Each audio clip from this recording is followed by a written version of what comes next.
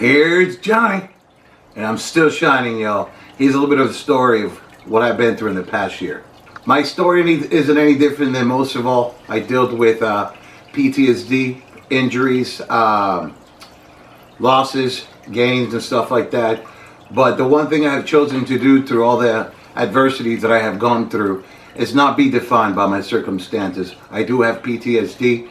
I suffer from injuries and stuff like that. But now I found a way to live more in peace, to understand what it was, going through treatment, going through therapy, going and doing everything I could from my part, not relying on my feelings or emotions.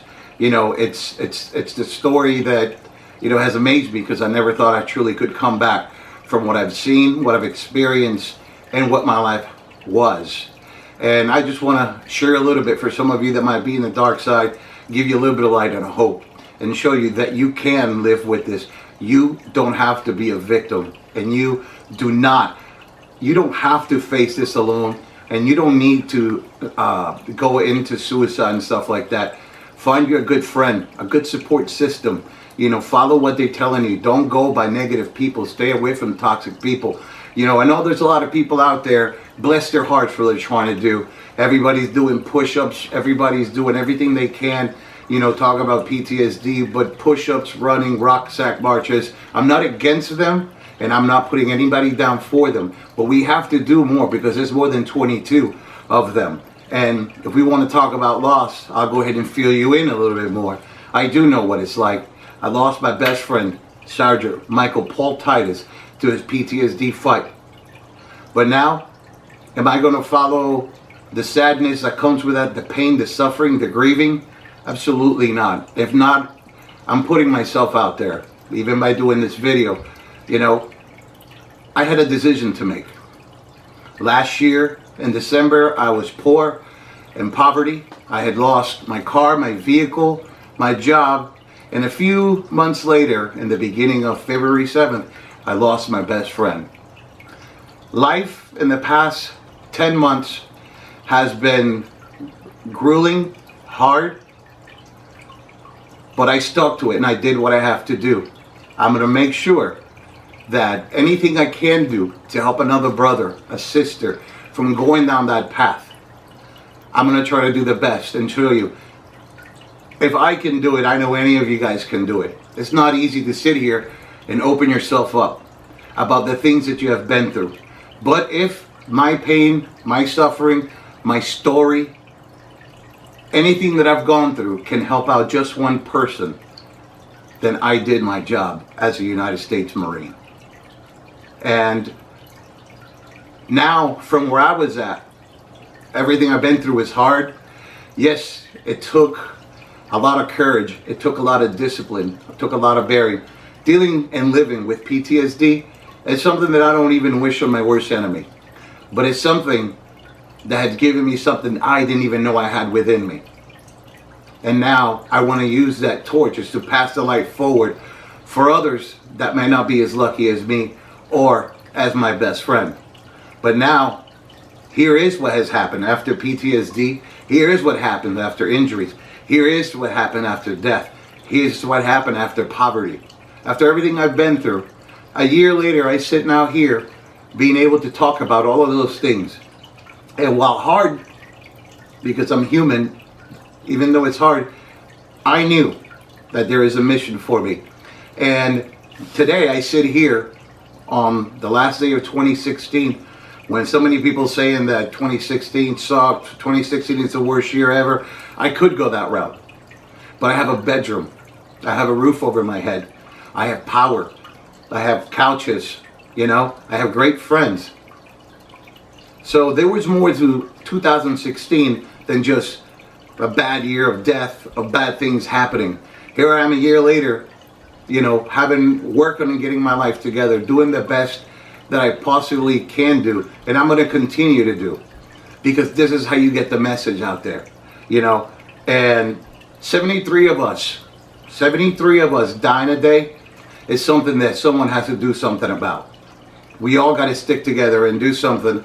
That way we can help each other and give back to those who can't fight for them, because we don't leave no man or no woman behind. We're all battle buddies, brothers and sisters.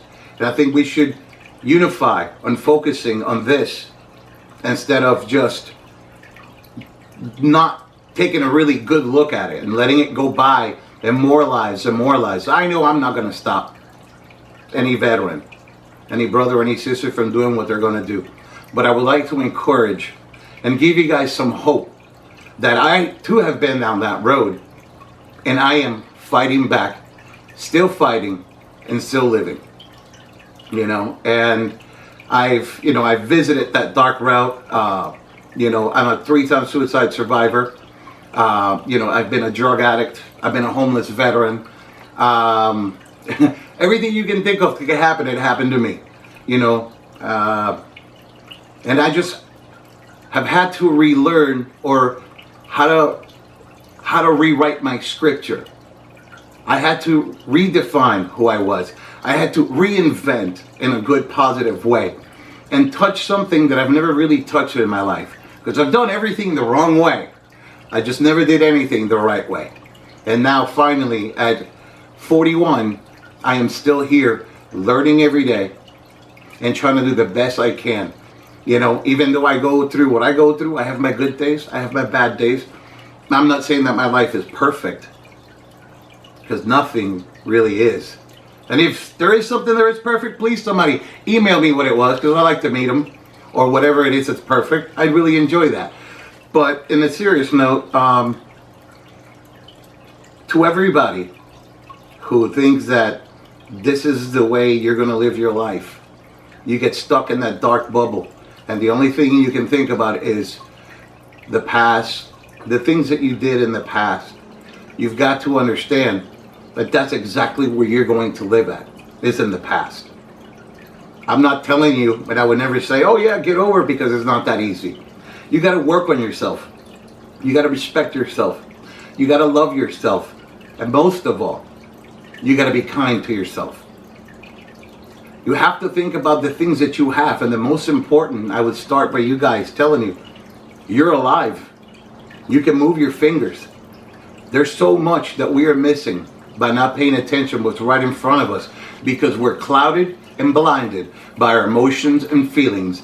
And that is what doesn't let us move forward. Once I took those out of my life, not saying that I'm a cold-hearted person, but I can't, if something bad happens, there's a reason for it. I can't just break down because something didn't go my way today. I just can't get mad and say, well, I'm not going to be in public today because this didn't go my way. That's selfishness, and that will destroy you.